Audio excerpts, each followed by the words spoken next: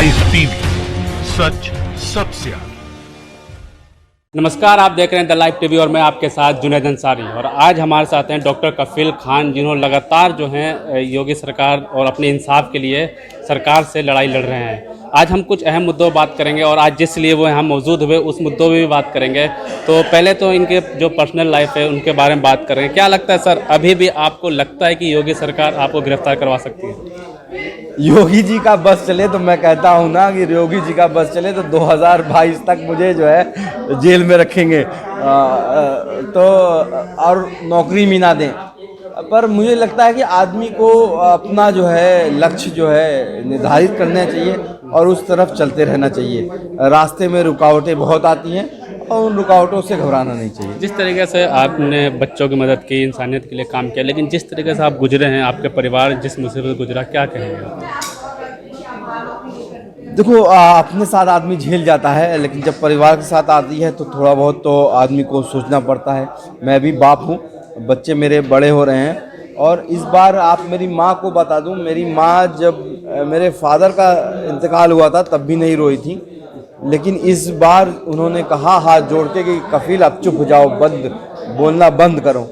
लेकिन मैंने उनको यही कहा कि अम्मी जान, आप ही तो कहा करती थी कि जब कोई भी किसी के जो है सामने, तुम्हारी आँख के सामने कुछ गलत हो रहा हो तो जो है आँख कभी भी बंद नहीं करो। तो मैं वही कर रहा हूँ। किसी के खिलाफ भी अगर जुल्म होगा और कहीं भी होगा, चाहे वो किसी भी जाति और किसी भी धर्म का होगा, मैं ज़रूर आवाज़ उठाऊँगा और उठाता रहूँगा। अब सीए और एनआरपी के खिलाफ भी हमेशा मुखर होकर बात करी है आपने। अब भी फिर से पश्चिम बंगाल जब पहुँचे हैं बीजेपी अध्यक्ष जेपी नड्डा, उन्होंने कहा कि सीए फिर लेकर आएंगे, कोरोना की वजह से रुक गए हैं। जेपी नड्डा नहीं, हमारे होम मिनिस्टर ने भी ये बात कही है। तो मैं आपको इस वीडियो के आपके चैनल के थ्रू बता देना चाहता हूँ कि हम भी जो हैं चुप नहीं रहेंगे। अगर दोबारा से ये क्रोनोलॉजी की बात करेंगे तो दोबारा से जो है आंदोलन करेंगे। अच्छा, अमेरिका जिस तरीके से अमेरिका में डोनाल्ड ट्रंप की विदाई हुई है और बिहार के जो एग्जिट पोल बता रहे हैं, लगता है वहाँ से भी गठबंधन जो एनडीए है उनकी विदाई होने वाली है। नीतीश कुमार जी ने स्टार्टिंग के जो 5 साल थे वो मेरे ख्याल से सही चले जो हैं। उसके बाद जो है वो मुझे लगता है कि सृजन जो घोटाला हुआ था, उसमें बीजेपी ने उनको डरा के लालू जी से जिस तरह से गठबंधन तोड़वाया और पलटू राम की एक उपाधि दिलवा दी, और उसके बाद से मेरे ख्याल से नीतीश कुमार जी डरे से रहे। जो लास्ट में उनका स्टेटमेंट आप सुनिएगा, जो ये कहते हैं कि ये मेरा आखिरी इलेक्शन है। ये आदमी दांव तब खेलता है जब वो हार जाता है। पर मुझे लगता है कि 10 तारीख का हमको इंतजार करना चाहिए। अच्छा, बिहार चुनाव में जिस तरह से भारतीय जनता पार्टी, चाहे वो प्रधानमंत्री, विकास की बात नहीं की, आतंकवाद, पाकिस्तान, सीए, ये सब, और जैसे योगी जी ने लास्ट जो रैली की उसमें ये कहा कि घुसपैठियों को बाहर निकालेंगे। देखो, एक तो सबसे बड़ी बात बता दो, योगी जी जहाँ जाते हैं वहाँ बीजेपी हार जाती है। अब योगी जी जो है छत्तीसगढ़ गए थे, वहाँ पे कांग्रेस की सरकार बन गई। योगी जी जो है झारखंड गए थे, वहाँ पे जो है सरकार बनकर चली गई। योगी जी जो है तेलंगाना गए थे, वहाँ पे जो है YSR की।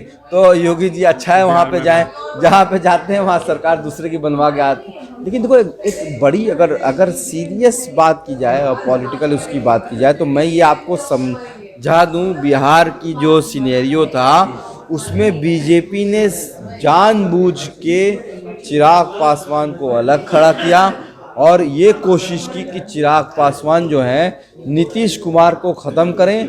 और जो एक नीतीश कुमार एक बड़ा चेहरा बन के उभर रहे थे राज्य के पूरे देश के पॉलिटिक्स में, उनको एकदम किसी तरह से ख़त्म कर दिया जाए, ताकि अगली बार जब 2024 का इलेक्शन हो तो नीतीश कुमार जो है बिहार में रहे ही ना, और उसमें बीजेपी जो है सफल रही है। अच्छा, हाउ डू मोदी में जाके प्रधानमंत्री एक व्यक्ति का, जैसे कोई भी देश से बाहर जो प्रधानमंत्री वो पूरे देश को प्रेजेंट करता है, वहाँ जाके किसी एक व्यक्ति के लिए चुनाव प्रचार करना कि आपके बाद डोनाल्ड ट्रंप सरकार, अब सरकार चली गई, तो क्या लगता है जो नए राष्ट्रपति बने अमेरिका के, वो हिंदुस्तान के रिश्ते में कोई फ़र्क आ सकता है?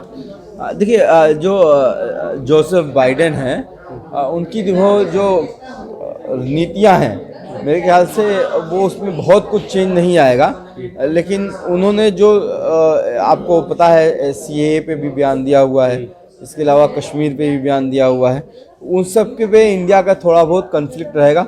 पर मुझे लगता है कि हमारे जो यूएस के और भारत के रिलेशनशिप हमेशा से अच्छे बने हुए हैं, वो बने रहेंगे। अच्छा, थोड़ी मेन स्ट्रीम मीडिया की बात किया जाए, वो लगातार चिक के कह रहे हैं कि हम लोकतंत्र की मतलब हमें मारा भी जा रहा है, और जो भारतीय जनता पार्टी के नेता लगातार कह रहे हैं कि लोकतंत्र के लिए खतरा है। तो क्या लगता है, सच में गिरफ्तारी लोकतंत्र के लिए खतरा है? देखिए, किसी के साथ भी ज़्यादती नहीं होनी चाहिए, और किसी को भी मारने का अधिकार किसी भी सरकार का नहीं है। पर ये मैं बता दूं, अब मुझे भी कोई सम्मन नहीं दिया गया था। कहा जाता है कि अर्नब गोस्वामी जी को कोई नोटिस नहीं मिली थी, मुझे भी कोई सम्मन नहीं दिया गया था। मुझे 12 दिसंबर को मैंने अलीगढ़ में स्पीच दी थी, और मुझे 29 जनवरी को गिरफ्तार किया गया 45 दिनों बाद, बिना कोई नोटिस का। और किसको भेजा गया? एसटीएफ को, स्पेशल टास्क फोर्स को, जिसने मुझे मारा। मुझे क्वेश्चन जो पूछा कि आपने ऐसे कोई पाउडर बनाया है जिससे करोड़ों लोग मर सकते हैं, आप इंडिया से बाहर गए थे देश को तोड़ने के लिए। तो देखिए, ये मैं अपना उनसे कंपेयर नहीं कर रहा हूँ, मैं बात कह रहा हूँ कि किस तरह से जो है बहुत से लोगों के साथ जो है गलत हुआ है। और बात आप प्रेस की, आप ये देखिए किस तरह से पूरा जो है रूलिंग पार्टी के लोग जो है सपोर्ट करने लगे उस चीज़ को, उसके विरोध में बोले हैं। लेकिन बहुत से पत्रकार, यूपी में किसी ने मिड डे मील के लिए मुद्दा उठाया था, वो चला गया। प्रशांत कनौजिया की बात तो हर कोई भी जानता है, 2 बार जो है कश्मीर का पत्रकार भी। तो आप तो देखिए, ये तो फ्रीडम ऑफ स्पीच को ये दबाने का बहुत कोशिश करते हैं, पर इनकी कोशिश कामयाब नहीं रहेगी। लोग समझने लगे हैं और परिवर्तन दिखने लगा है। एक पर्सनल क्वेश्चन सोशल मीडिया का लगे, जिस तरीके से मीडिया पे खबर चलाई जाती है, आपके खिलाफ भी खबर चलाई गई, और जिस तरह सोशल मीडिया पे आईटी सेल काम करती है कि ये आतंकवादी हैं, ये देशद्रोही है, और फिर जब आप बेगुनाह साबित होते हैं तो फिर ये गायब हो जाते हैं, तो क्या प्रभाव पड़ता है लाइफ पे आपके? और इस तरह कई लोगों अभी आपने सुदर्शन टीवी पे के मामले में सुप्रीम कोर्ट में एक केस चला था, जिसमें उन्होंने जो है ज़कात फाउंडेशन को, जो जामिया के लड़कों का सिलेक्शन हुआ था जी हाँ, उस पे कहा था कि ये जिहाद फाउंडेशन है। तो उस पे सुप्रीम कोर्ट ने ये एकदम साफ उनका वर्डिक्ट था कि किसी भी इंडिविजुअल की अगर रेपुटेशन खराब कर दी जाती है तो पूरी ज़िंदगी रहती है। तो आपको यकीन नहीं होगा कि मुझे आज भी हत्यारा और 70 बच्चों का कातिल बताया जाता है। तो वो रेपुटेशन तो ज़िंदगी भर ख़राब रहती है। पर यार देखो, मैं इतना जानता हूँ कि मैंने दिल से मैं जानता हूँ मैंने कभी कोई गलत काम नहीं किया है, और मुझे उम्मीद है कि इंशाल्लाह जो है लोग भी ये धीरे धीरे समझ जाएंगे। लाइव टीवी, सच सबसे आगे।